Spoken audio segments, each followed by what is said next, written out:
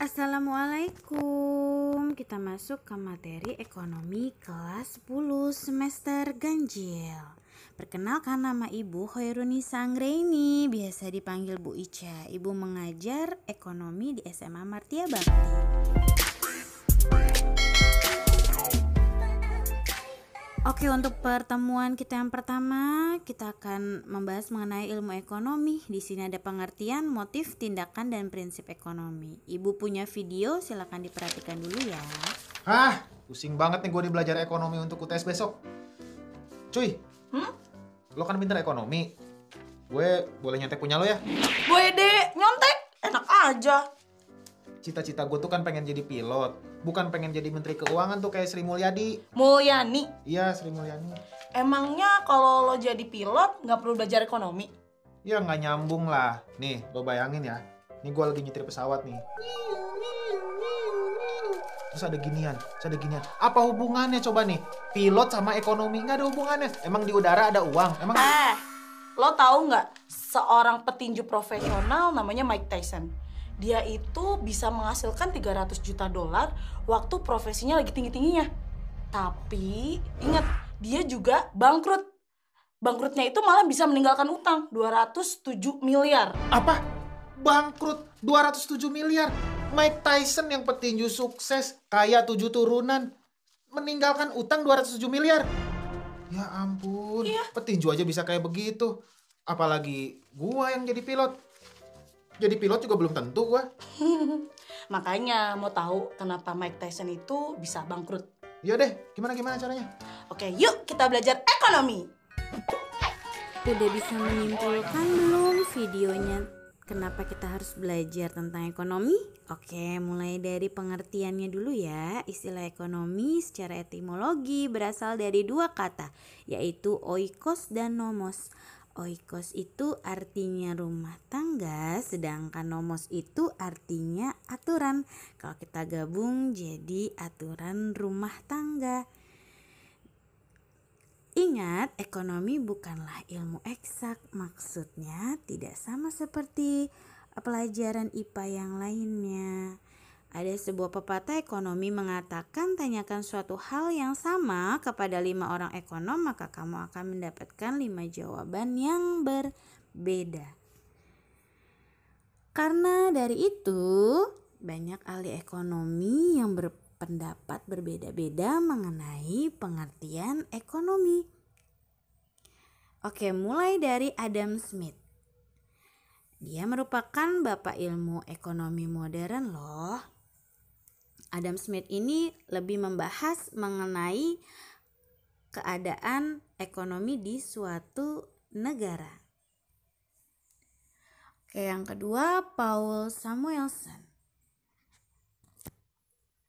Ekonomi adalah cara-cara yang dilakukan oleh manusia dan kelompoknya untuk memanfaatkan sumber-sumber terbatas untuk memperoleh berbagai komoditi dan mendistribusikannya untuk dikonsumsi oleh masyarakat. Yang ketiga, C.S. Mill. Dia ini seorang filsuf yang berasal dari Inggris. Lebih ke akuntansi ya, pengeluaran dan penagihan. Nih, tokoh dari Indonesia, Hermawan Kartajaya.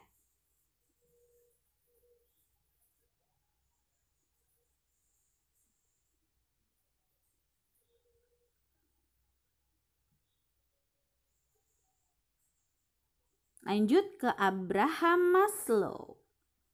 Ekonomi adalah salah satu bidang pengkajian yang mencoba menyelesaikan masalah keperluan asas kehidupan manusia melalui penggemblengan segala sumber ekonomi yang ada.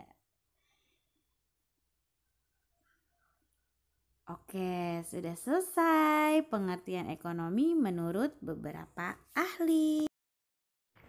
Kita lanjut ke dalam apa itu motif ekonomi.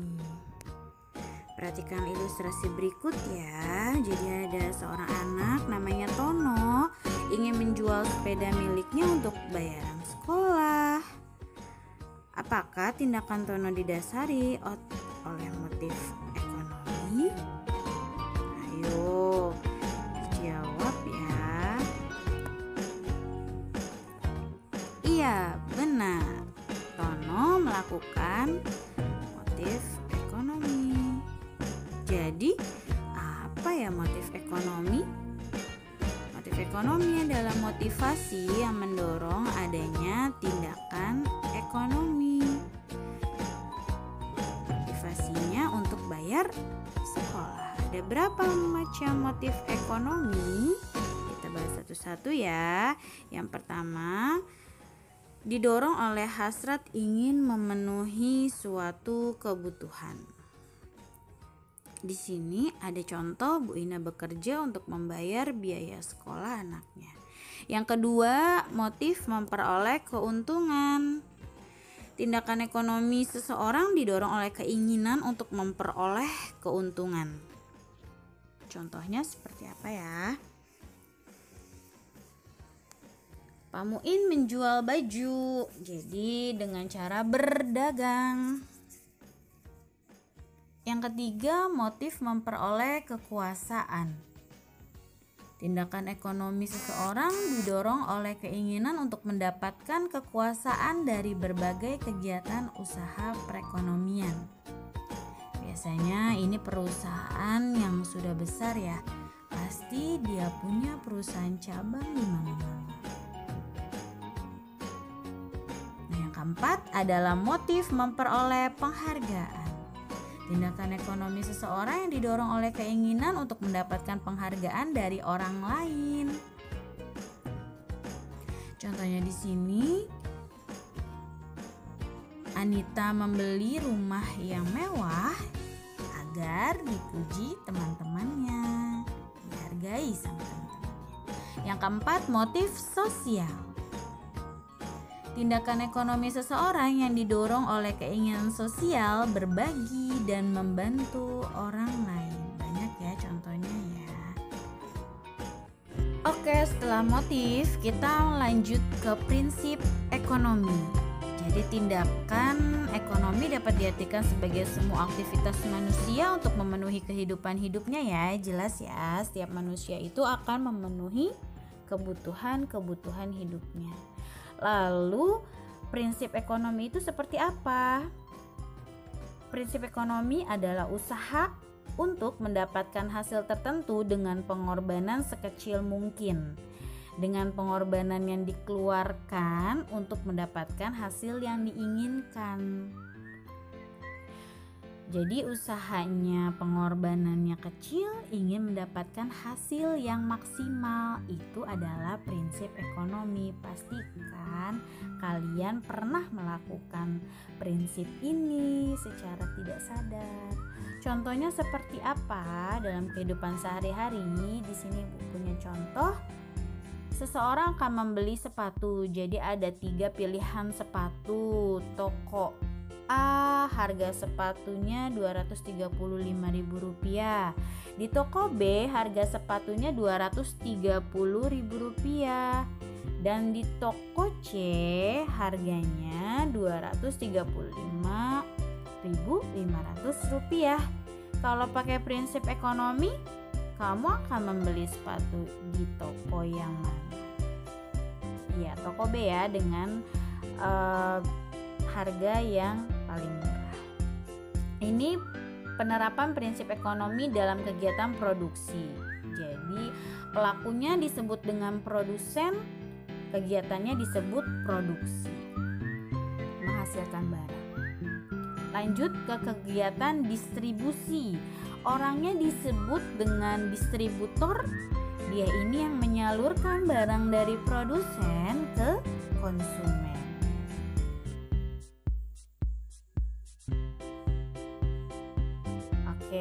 Yang ketiga adalah prinsip ekonomi yang dilakukan dalam kegiatan konsumsi. Orangnya disebut dengan konsumen. Kalian nih sebagai konsumen. Kalau tadi udah pengertiannya, sekarang pembagian ilmu ekonomi. Sebelumnya, Ibu akan membahas dulu ilmu ekonomi itu apa. Ilmu ekonomi adalah ilmu yang mempelajari perilaku manusia dalam memilih dan menciptakan kemakmuran. Jadi kalian pernah kan memilih pilihan? Nah, ini ilmu ekonomi dibagi menjadi 3, deskriptif, ekonomi deskriptif adalah bagian dari ilmu ekonomi yang memaparkan secara apa adanya tentang kehidupan ekonomi di suatu daerah atau negara. Contohnya hasil produksi ikan di Flores tahun 2009. Teori deskriptif ini menganalisis variabel-variabel ekonomi.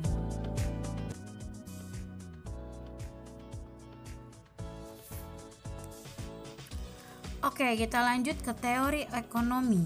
Ada teori ekonomi makro.